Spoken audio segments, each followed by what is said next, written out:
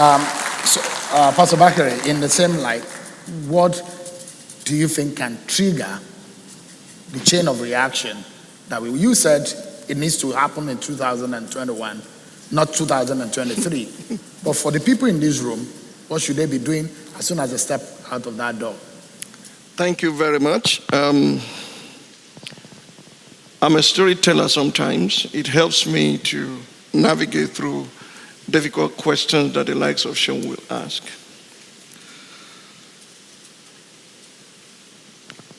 When my second son was 10 years old, he told me, "Dad, I would like to have a pool party." At that time, we didn't have a swimming pool in the house because I wanted them to learn how to swim first, lest we have casualty. But at this time, they had learned how to swim. You want a pool party? I'll have to build one. So I called my neighbor who was an engineer and somebody else. They designed, and we got a man to build a pool.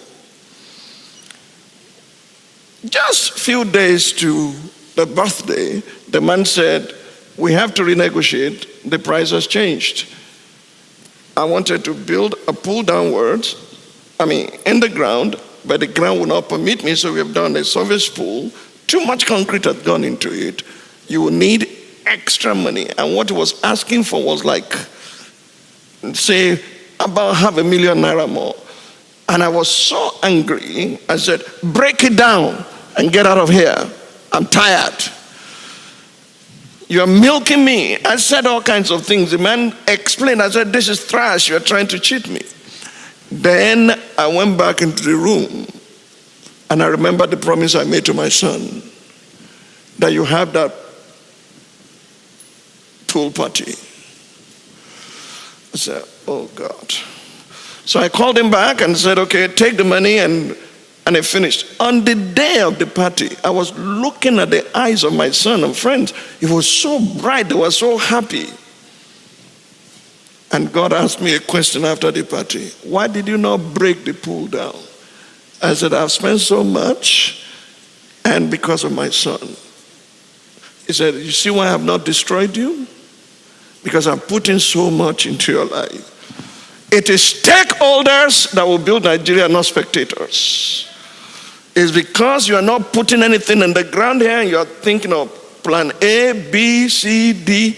I agree with you. It's not wrong to have other plans, but temporarily you may have to relocate so that you don't suffocate. But believe me honestly, stakeholders don't, like pillars, move. They stay until they fix it. My story is known to this church. I was born lame in both legs. I didn't walk for 3 years. I was crawling and crawling. My mother did not abandon me. She stayed through until I could walk, and I became who I am today. I'm eternally grateful to her for that long suffering, for staying with it. If we are going to build this nation, we can't afford to be spectators. We've got to be stakeholders. We must have something that we are committed to. My children school abroad.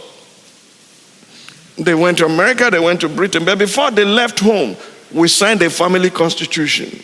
The maximum 1 month after your graduation, you are coming back to this country. This country has given us so much, we must give back to it.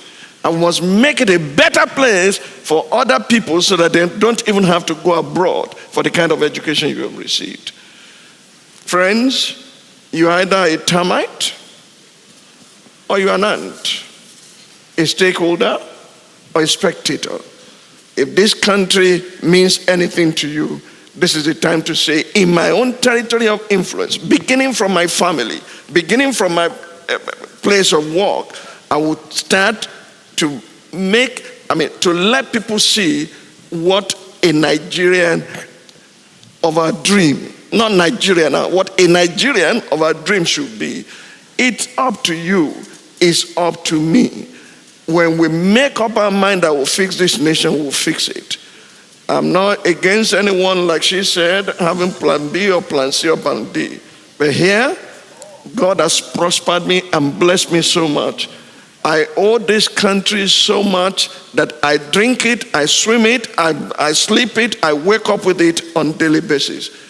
Jesus was not born in Nazareth, he was raised in Nazareth.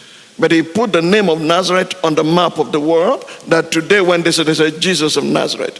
When they say Ogunlesi, they are not going to say of Scotland, they will say of Nigeria. And so are you, my sister. Let us make up our mind today that by the grace of God, God given us life and given us strength, we will fix this nation, that other nations will begin to wonder, how did they make it?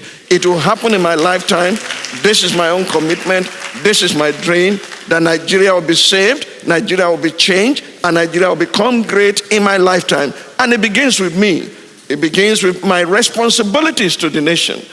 I remember in the days of Buba Marwa, I preached on television, and it granted an interview. Said there are some of these pastors with big mouth and they don't pay taxes.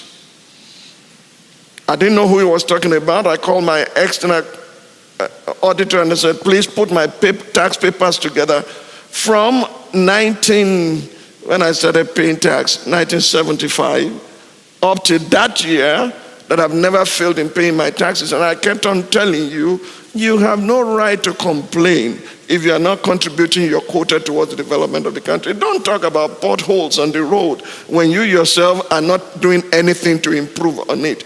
It's up to us, it's up to you, it's up to me if Nigeria is going to be great in our lifetime, or if you want to leave this chaos behind for your children's children. I have grandchildren and I have more coming, a grandchild I have more coming, that I'm thanking God for, that they will be proud to say, I'm a Nigerian.